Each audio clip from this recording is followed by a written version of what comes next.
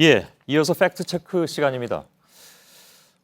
오늘 또 비공개하기로 했었다 아니다 이런 논란이 됐던 나카타니 겐 일본 방위상의 이 발언 바로 이건데요.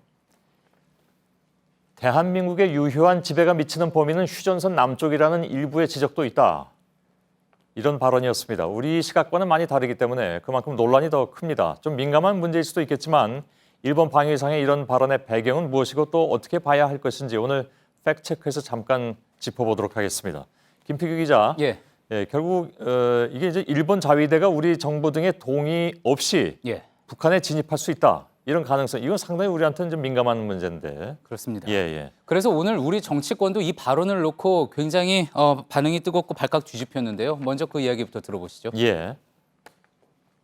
일본 방위상의 발언은 참으로 오만하고 무례한 발언입니다. 유엔 총회는 대한민국을 한반도의 유일한 합법 정부임을 명확히 했고 헌법 제3조에 분명히 규정을 하고 있습니다.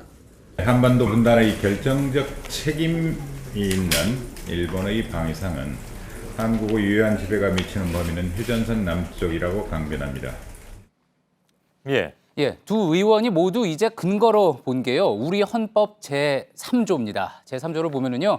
대한민국의 영토를 한반도와 그 부속도서로 이렇게 규정을 하고 있습니다. 잘 알려진 내용이죠. 비록 분단된 상황이어도 대한민국 주권이 한반도 전역에 미치고 있고 그래서 북한 주민 역시 대한민국 영토에 사는 우리 국민으로 보는 근거가 되는 그런 조항인데요. 이를 바탕으로 한민구 국방부 장관도요. 북한은 헌법상 대한민국의 영토이기 때문에 일본 자위대가 북한 지역에 들어가려면 한국 정부의 동의가 필요하다 이렇게 반박을 했던 겁니다. 예. 이건 뭐 여야든 정부든 이견이 있을 수가 없는 그런 문제죠. 예, 그렇습니다. 예. 그런데 문제는 국제사회에서도 과연 그렇게 볼 것이냐 하는 부분입니다. 거긴 좀 냉정함이 있는 모양이죠. 그렇습니다. 먼저 전문가 이야기로 들어보시죠. 예. 모든 나라 헌법이 있고 그다음에 국제법이 있는데 헌법에 미치는 권한이라는 것은 자국 내에서 실효지배 내에서만 미치는 거지 국제법상으로는 헌법은 국제법이 어떤 면에서 우위에 있는 거니까 국가 간의 관계에서는 그러니까 그것을 논리적으로 논쟁하는 것은 저는 무의미하다고 봐요. 예. 그러니까 헌법과 국제법의 차이를 좀 냉정하게 봐야 한다라는 건데요. 권영성 서울대 교수의 헌법학 원론, 헌법의 교과서 같은 책인데 이것을 보면은 국제법상 한 나라의 영역은 국가 권력이 미치는 공간에 한정된다. 그런데 현재 대한민국의 권력은 군사분계선 남쪽에서만 실효가 있으므로 현재 헌법의 영토 조항은 문제가 있을 수 있다. 이렇게 지적을 하고 있습니다. 예. 게다가 이제 1991년에 남북한이 유엔에 동시 가입하지 않았습니까? 북의 실체를 이를 통해서 사실상 인정한 상황에서 한반도 북쪽에 대한 권한까지 우리가 가진다. 이거 인정하지 않을 수 있다라는 그런 이야기였습니다. 우리는 뭐 헌법에도 그렇게 돼 있고 당연히 또 그렇게 생각해 온 것인데 다른 나라들은 그렇게 생각하지 않을 수 있다. 일본은 그것을 적절하게 이용하는 것일 테고요. 그렇게 볼 수 있습니다. 사실 자국 헌법에 영토 조항을 넣은 곳 많지 않습니다.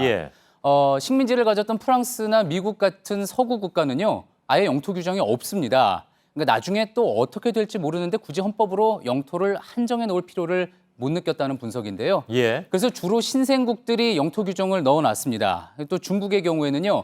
대만을 아예 콕 집어서 중화인민공화국의 신성한 영토의 일부라고 헌법 전문에 넣어놨고요.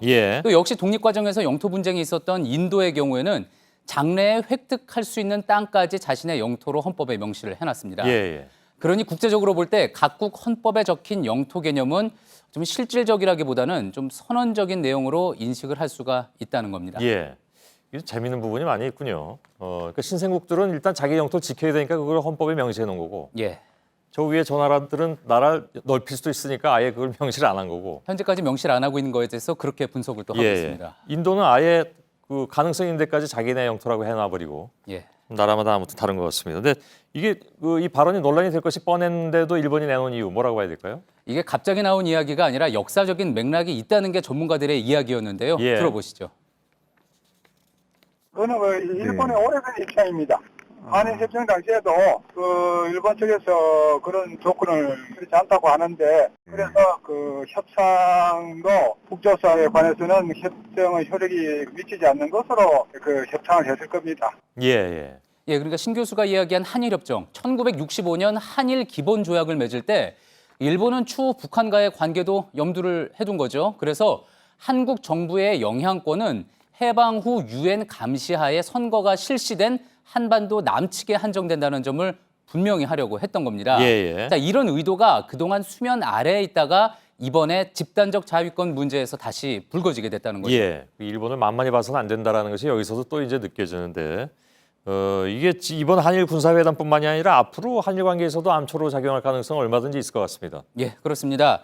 일단 미국은 뭐 이런 부분에 대해서 일본이 만약에 한반도 유사시에 자위대를 보낸다면은 한국 정부의 동의를 받을 거라는 입장을 밝히고 있기는 한데요. 예.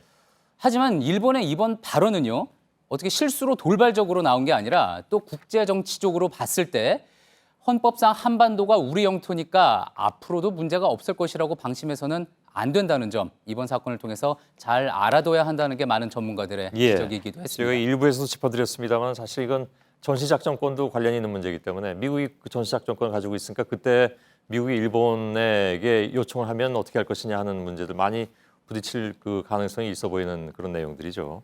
김필규 기자였습니다. 수고했습니다.